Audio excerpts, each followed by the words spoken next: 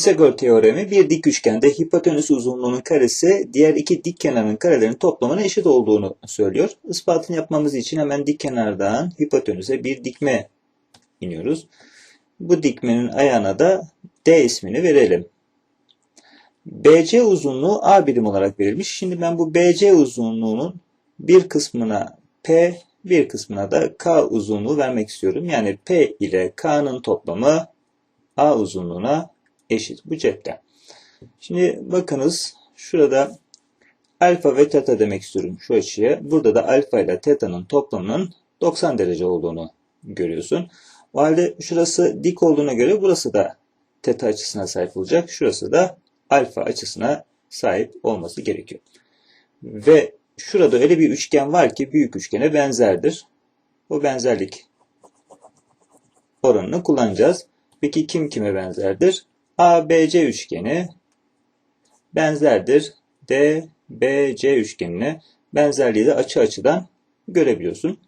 Peki küçük üçgende 90'ın karşısında C, büyük üçgende 90'ın karşısında A uzunluğunu görüyorsun. Küçük üçgende alfanın karşısında P uzunluğunu görürken büyük üçgende alfanın karşısında C uzunluğunu görüyorsun. Benzerlik oranından içler dışlar çarpımı yaptığımızda C kare eşittir A çarpı P bulunuyor.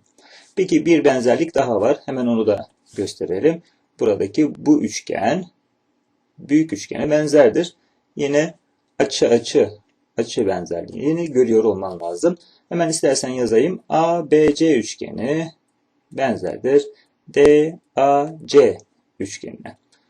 O halde bakalım. Burada küçük üçgende teta'nın karşısında K varken büyük üçgende teta'nın karşısında B var. Küçük üçgende 90'ın karşısında B varken büyük üçgende 90'ın karşısında A uzunluğunu görüyorsun. Benzerlik oranını yazdım. Buradan B kare eşittir A çarpı K geliyor. Evet, şimdi dikkat. Bu birinci eşitliğimizdi. Bu ikinci eşitliğimizdi. Bunları taraf tarafa toplayalım.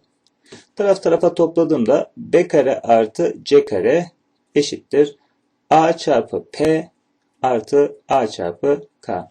Hatta şuraya A parantezini alsam P artı K olacak. Kim? B kare artı C kare. P ile K'nın toplamı A idi. Bunu kaldırıp yerine A yazarsak B kare artı C karenin A kareye eşit olduğunu ispatlamış oluruz.